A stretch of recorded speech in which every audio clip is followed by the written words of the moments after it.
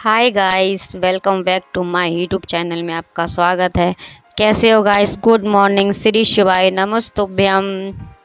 देखिए गाइस, अभी सुबह के 6 बज रहे हैं और मैं सोकर उठ चुकी हूँ। सुबह उठने के बाद में सीधा साफ सफाई में लग गई हूँ, क्योंकि सुबह तो साफ सफाई के अलावा तो दूसरा कुछ हो ही नहीं सकता है। उसके बाद मैं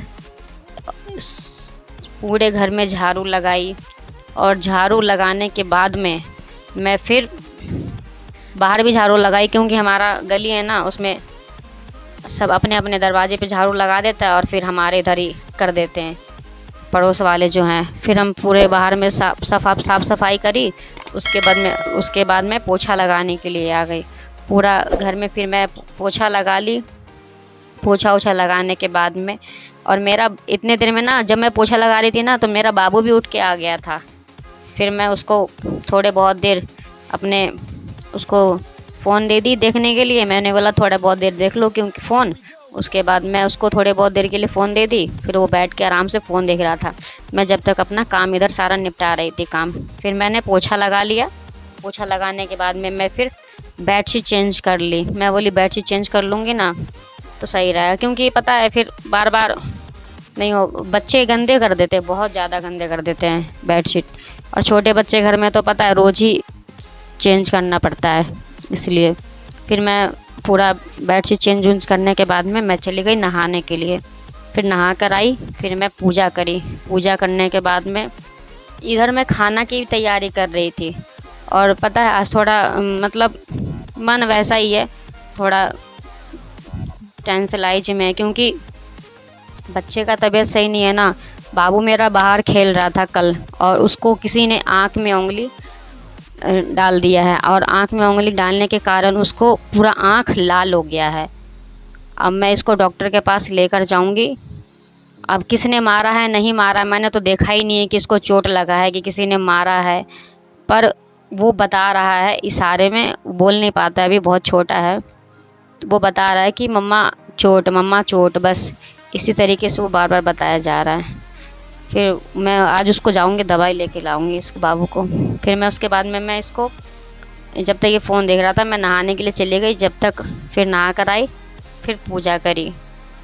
फिर कान्हा जी को उठाई और उनको फिर पूजा वूजा करने के बाद में उनको भोग लगा दी। पता है जब सुबह मैं मतलब पूजा कर लेती हूँ ना, तो लगता है कि जब कान्हा जी उठ जाते हैं तो लगता है कि जैसे आधा काम मेरा हो गया है। और वो थोड़ा लेट हो जाता है ना तो बहुत दिक्कत हो जाता है। फिर मेरा भी मन नहीं लगता है कि नहीं कान्हा जी अभी तक सो रहे हैं, लेट हो गया है, ये चीज़ है। उसके बाद में मैं फिर अपना इधर खाना की भी तैयारी कर रही थी। जब तक खाना बन गया, उसके बाद में फिर मैं पूजा कर रही हूँ, फिर मैं खाना के भी देख रही थी। और मेरा इस बीच में बाबू का भी तबीयत सही नहीं था। उसके बाद फिर ब्लॉगिंग बनाना है, कितना बहुत ज़्यादा मुश्किल हो जाता है काम। फिर उसके बाद में मेरा पूजा कंप्लीट हो गया। फिर मैं उधर चली गई खाना देखने के लिए। जब तक मैं बनाई रोटी और सब्जी। ज़्यादा आज कुछ नहीं बनाई, इसलिए नहीं बनाई क्योंकि मेरा बाबू का तबीयत ही सही नहीं था, बेचारा का बहुत मतलब आँख लाल था और दर्द भी हो रहा था उसको। फिर उसके बाद और उसके कारण हमारे पतिदेव हमसे मतलब थोड़ा गुस्सा थे कि बच्चे का ध्यान नहीं रखती हो, ये है। अब बताओ, बच्चे तो खेलेंगे, कितना मना करूं मैं बच्चे को, पर मानते नहीं हैं। अगल बगल वाले ना बिल्कुल जाते हैं ना खेलने के लिए बच्चे बाहर, तो ऐसे करते हैं ना जैसे लगता है कि नहीं देखेंगे ना हमें तो मारने लग जाते हैं बच्चे को। फिर उसके बाद में मैं इनको खाना दे दी।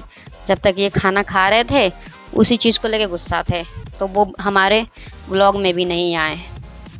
फिर उसके बाद मैं उनको खाना दे दी। फिर मैं उनका खाना लंच भी पैक करके दे दी। फिर लंच पैक करने के बाद में वो चले अपना काम की तैयारी कर रहे थे, काम पे जाने की तैयारी कर रहे थे। और मैं उनको दिखा नहीं रही थी क्योंकि वो गुस्सा दिखा रहे थे मेरे ऊपर, इसीलिए मैं उनको दिखा नहीं रही थी। और देख रहे हो गाइस, इसमें देख भी नहीं रहे, इधर जाने के समय में गुस्सा में इतने थे ना कि क्या बताऊं। फिर वो चले गए काम पर।